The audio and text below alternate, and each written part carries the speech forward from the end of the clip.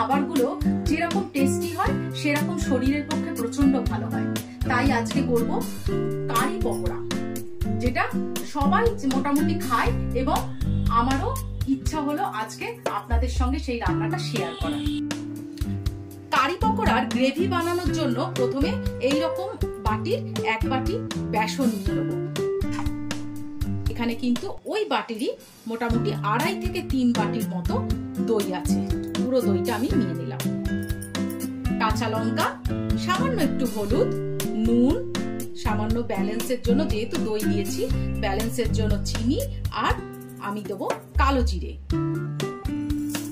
এর মধ্যে দিয়ে দেবো একটু কসুরি মেথি, এরকম ভাবে হাতে দোলে এর মধ্যে দিয়ে দেবো। এবারে আমার সব মশলা দেওয়া হয়ে গেছে।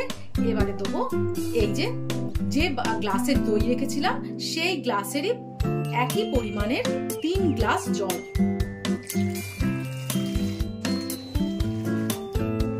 এইভাবে আমি মিশ্রণটাকে এইবারে ফেটিয়ে নেব। এটা হয়ে যাবে কারি পকোড়ার গ্রেভি। এটা সম্পূর্ণ নিরামিষ।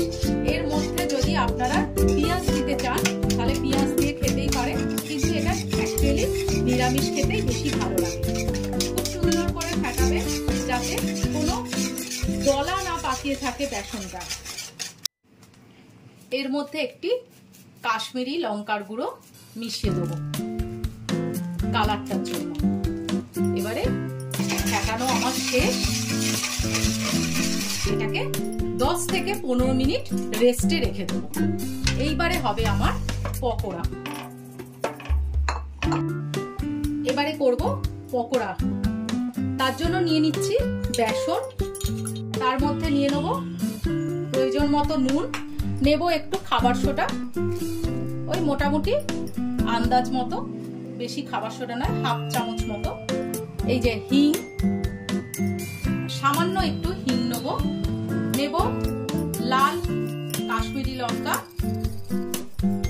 সঙ্গে একটু কসুরি মেথি,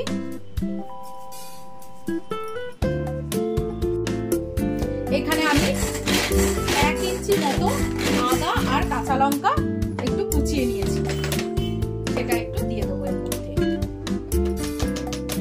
এবার এটা মিক্সড করব। অল্প অল্প জল দেবে, বেশি জল দেবে না। প্রথমে আগে মিক্সড করে দেখে নেবো কতটা জল লাগে। আমার ফেটানো হয়ে গেছে। আপনা হাত জগন্নাথ, তাই এটাকে তুলে রেখে দিচ্ছি। কনসিস্টেন্সি এই রকম হবে, একদম গাঢ়। এবারে আমি পকোড়া ভাজবো। ফ্লেমটা থাকবে একদম লো। আমি একটা একটা করে গোল গোল মতো, যতটা গোল করা যায় এরকম ভাবে পকোড়া গুলো দেবো ভাজতে।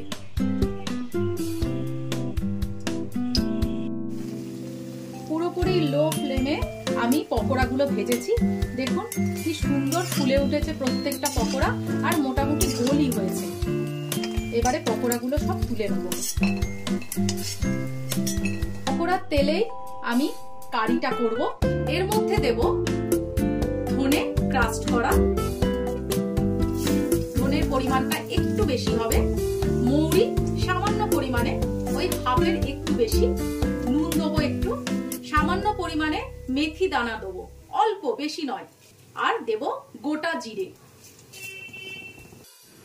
দক্ষিণ ভারতীয় ডিশে কারি পাতা খুব ভালো যায়, তাই জন্য টাটকা একেবারে কারি পাতাগুলো দিয়ে দিচ্ছি। দিয়ে দেবো 2 শুকনো লঙ্কা। এবার এটাকে একটু নাড়তে দেবো।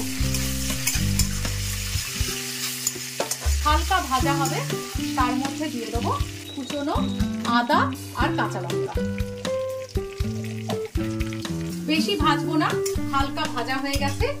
এরপরে আমি এই কারিটা দিয়ে দেবো। এটা আমি মোটামুটি 10 থেকে 15 মিনিট রেস্টে রেখেছিলাম।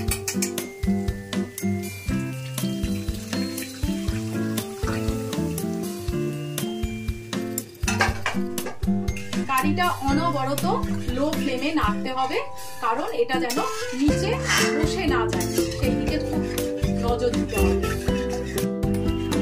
কন্টিনিউয়াস নাড়াতে থেকেছি যাতে নিচে ধরে না যায়। এবারে আমার মোটামুটি গ্রেভি তৈরি। এর মধ্যে দিয়ে দেবো পকোড়াগুলো।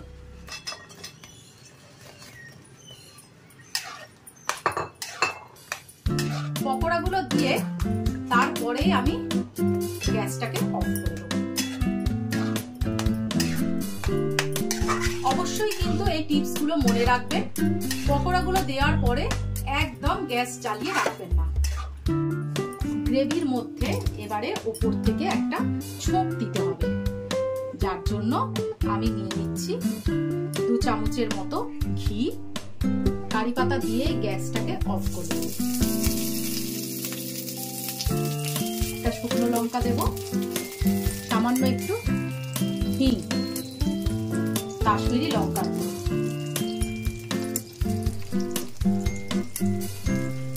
এবার এইটা এর মধ্যে দিয়ে দেব।